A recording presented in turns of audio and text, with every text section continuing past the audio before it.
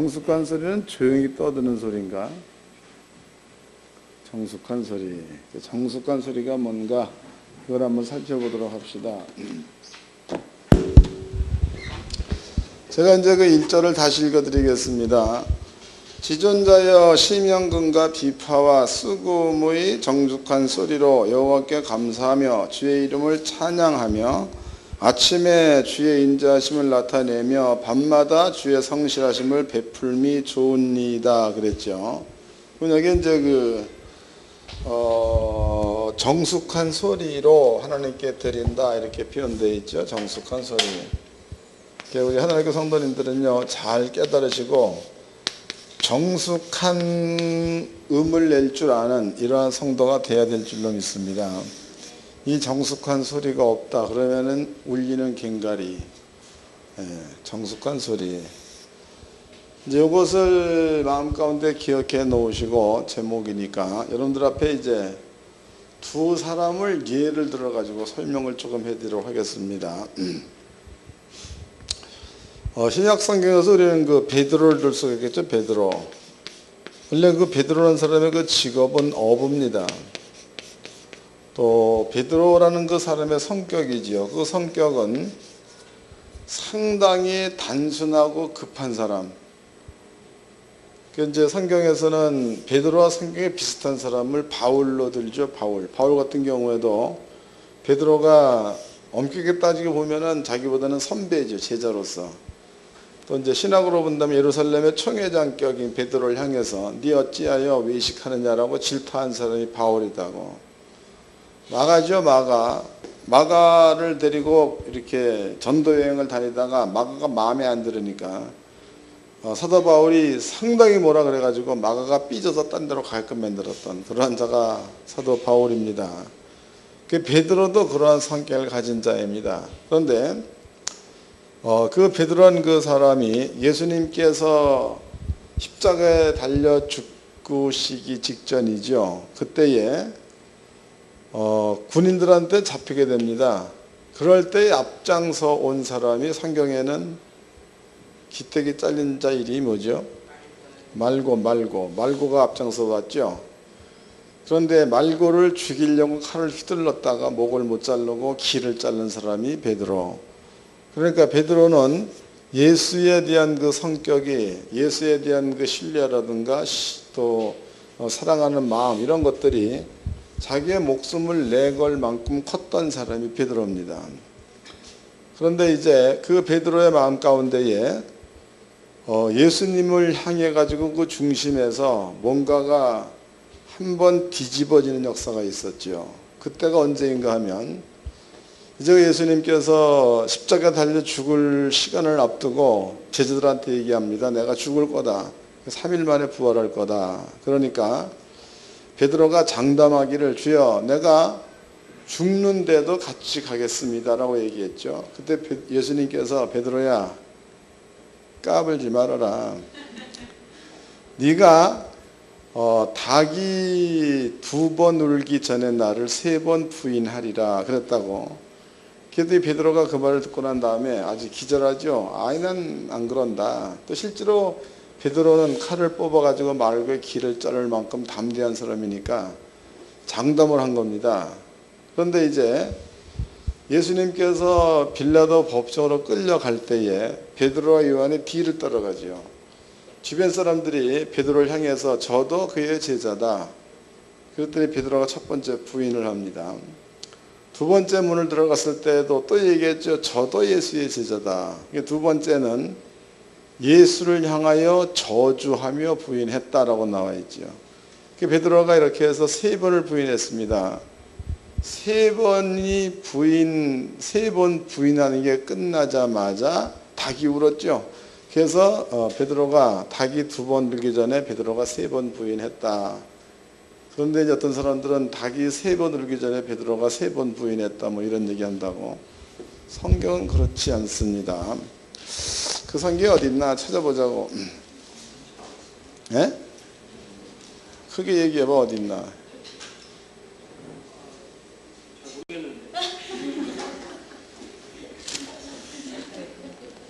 마가복음인가 봅시다. 나도 잘 몰라. 이제 기억이 가물가물해. 마가복음, 마태복음 26장 75절, 마태복음 26장 75절. 여기는 닭 울기 전이지. 닭이 2번 울기 전에. 34절 읽어드리겠습니다. 예수께서 가라사대 내가 진실로 내게 이르노니 오늘 밤 닭 울기 전에 네가 3번 나를 부인하리라. 그 다음에 또 똑같은 얘기가 누가복음하고 마가복음에 되어 있죠. 마가복음 14장을 보자고.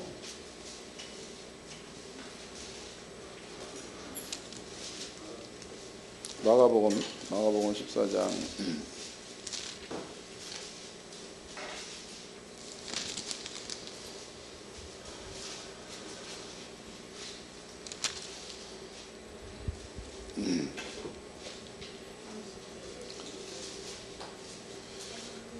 마가복음 14장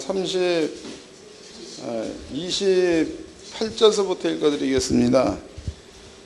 그러나 내가 살아난 후에 너희보다 먼저 갈릴리로 가리라. 베드로가 여짜오되 다 버릴지라도 나는 그렇지 않겠나이다. 30절. 예수께서 가라사대 내가 진실로 네게 이르노니 오늘 이 밤 닭이 2번 울기 전에 내가 3번 나를 부인하리라. 예수님께서 명확하게 2번 닭이 울기 전에 3번 부인한다라고 얘기를 했습니다.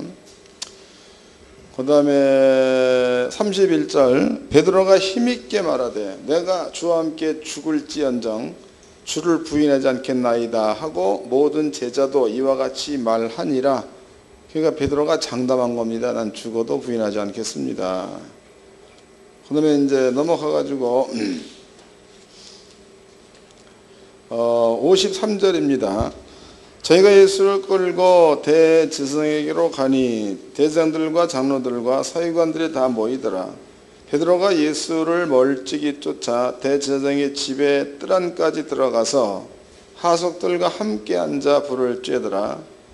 대제사장들과 공회가 예수를 죽이려고 그를 칠 증거를 찾되 얻지 못하니 이는 예수를 쳐서 거짓 증거하는 자가 많으나 그 증거가 서로 합하지 못함이니라. 거짓말로 증거를 했지만 맞는 증거가 한 명 하나도 없었다. 뭐 그런 얘기가 되겠죠. 66절입니다. 베드로가 아랫뜰에 있더니 대제사장의 비자 하나가 와서 베드로의 불점을 보고 주목하여 가로되 너도 나사렛 예수 함께 있었도다 하거늘 베드로가 부인하여 가로되 나는 네 말하는 것이 무엇인지 알지 못하고 깨닫지도 못하겠노라 하며 앞들에 나갈 때 비자가 그를 보고 곁에 있는 자들에게 다시 이르되 이 사람은 그 당이라 하되 또 부인하더라. 조금 후에 곁에 있는 사람이 다시 베드로에게 말하되 너는 갈릴리 사람이니 참으로 그 당이라. 베드로가 저주하며 맹세하되 나는 너희의 말하는 그 사람을 알지 못하노라 하니 닭이 곧 2번째 울더라. 이에 베드로가 예수께서 자기에게 하신 말씀 곧 닭이 2번 울기 전에 내가 3번 나를 부인하리라 하심이 기억되어 생각하고 울었더라. 그러면 이제 베드로라는 그 사람에게 예수님께서 말씀해 놓으시기를 베드로야 네가 닭이 2번 울기 전에 네가 3번 나를 부인하리라 이런 얘기를 미리 해놓은 겁니다. 그랬더니 이런 일을 겪게 되자 보니까 베드로가 그 말씀하신 것을 기억하고 그랬죠. 기억하고 여기 보니까 울었더라. 다른 성경에서는 그 말씀을 생각하고 통곡하였더라 이렇게 기록되어 있습니다. 그럼 베드로라는 그 사람은 이러한 것을 계기로 해가지고 예수님의 말씀하신 대로 된다는 것에 대해서 확실하게 깨닫고 돌아서는 시점이 여기가 되겠죠. 그 성경은 예수님께서 네가 이런 일들을 겪고 난 후에 진짜로 나를 쫓을 수가 있다는 얘기도 예수가 해놓으셨습니다. 그러면은 베드로는 이때서야 비로소 그러니까 예수가 잡히기 전에 베드로와 예수님의 사이에서는요 깊은 곳에 가서 그물을 던져라. 이 말은 마태복음 5장에 나오죠. 또 낚시를 하라. 그러면은 물고기 입속에 한 세길이 들어있을 거다. 마태복음 17장입니다. 또 물 위로 걸어오라. 마태복음 14장이죠. 이런 모든 내용들이 전부가 다 예수님께서 잡히기 전까지 베드로와 예수님 사이에 일어났었던 일들입니다.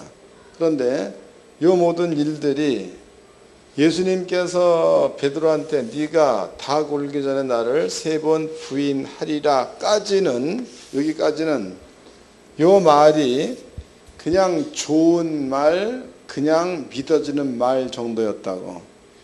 그런데 베드로가 나는 죽을지라도 부인하지 않겠나이다가 베드로의 고집이고, 예수님은 닭이 2번 울기 전에 네가 3번 나를 부인할 거다가 예수님의 말입니다. 그러면 이제 말의 크기로 봤을 때에 베드로는 각오하면서 부인하지 않겠다. 예수님은 웃기지 마라. 네가 2번 울기 전에 3번 나를 부인하리라 그랬다고. 그럼 베드로의 마음을 봅시다. 그럼 베드로는 죽어도 부인하지 않겠다인데 겪고 났더니 부인했어.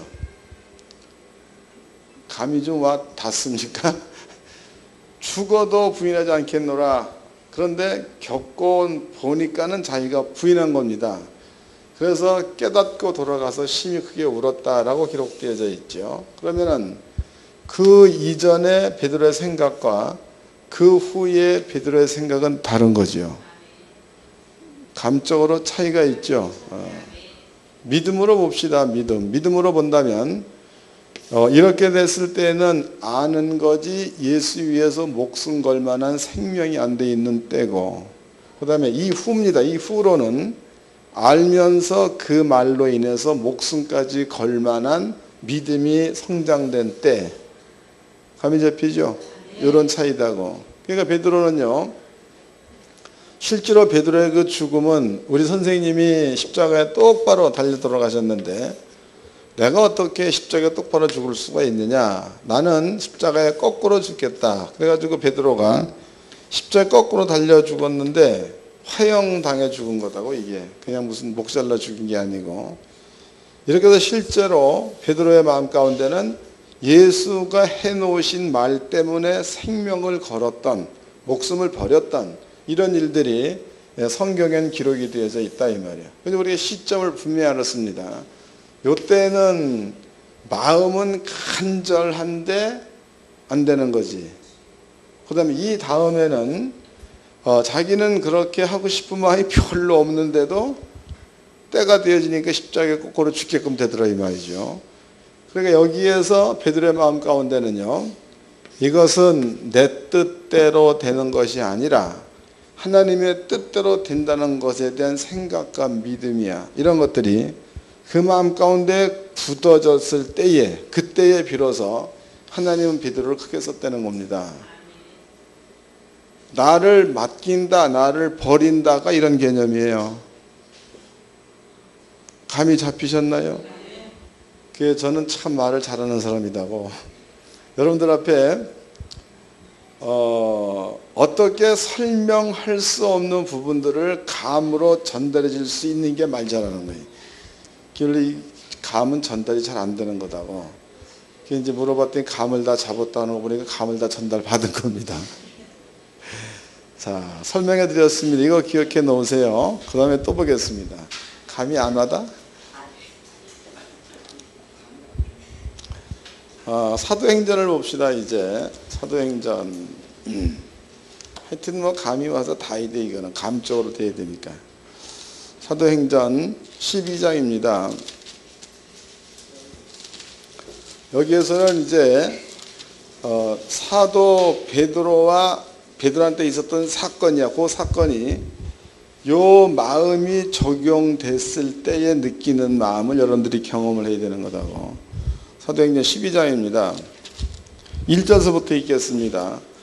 그때에 헤롯 왕이 손을 들어 교회 중 몇 사람을 해하려 하여 요한의 형제 야고보를 칼로 죽이니 유대인들이 이 일을 기뻐하는 것을 보고 베드로도 잡으려 할세. 때는 무교절이라.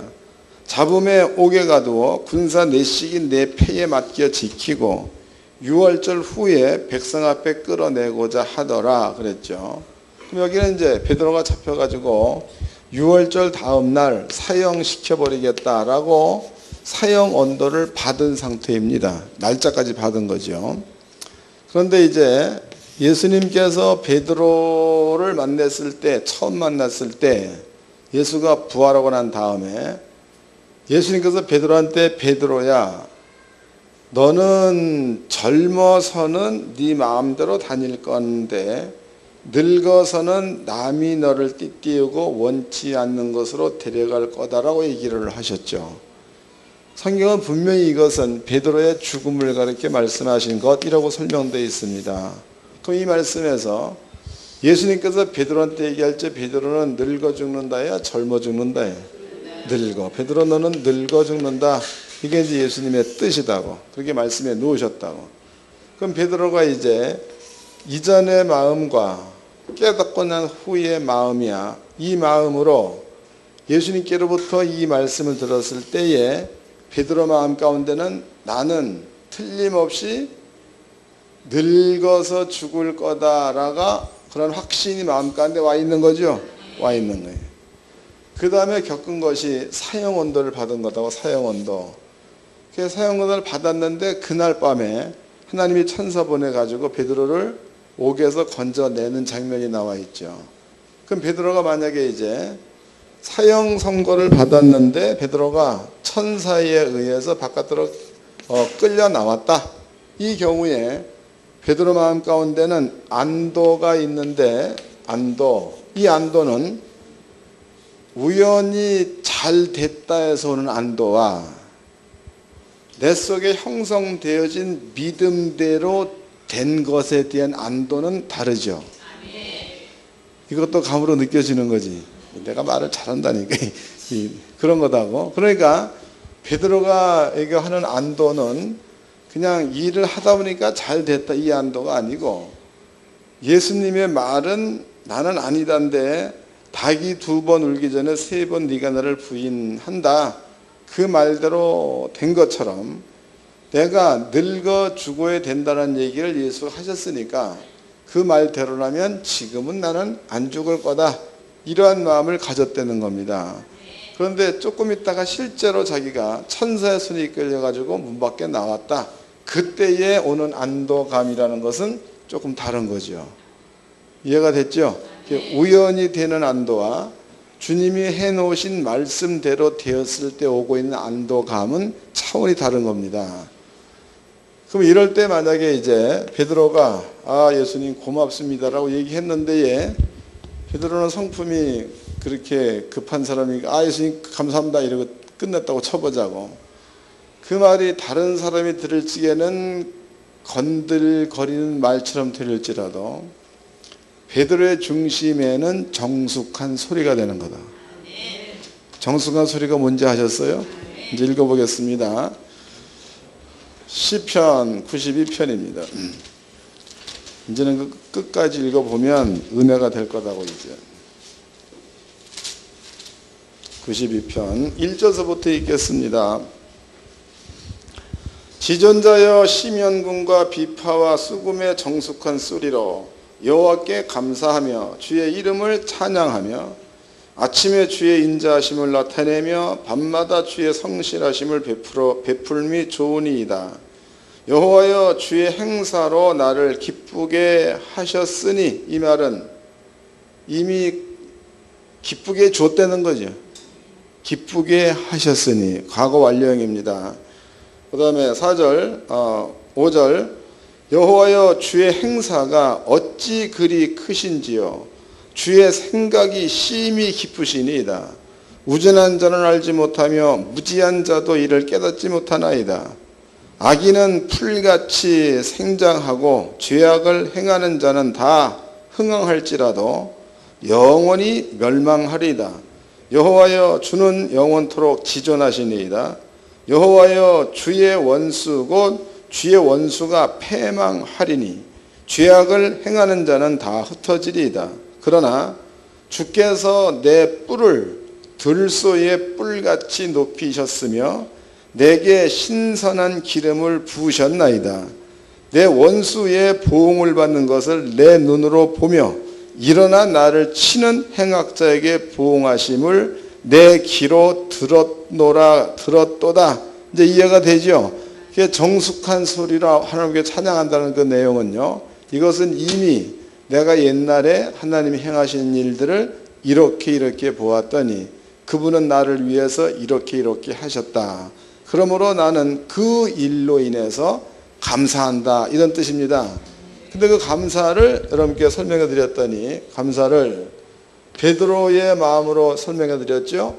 이렇게 되었을 때의 베드로가 하나님 감사합니다, 그 말에는 정숙한 소리라는 거예요, 그 말이.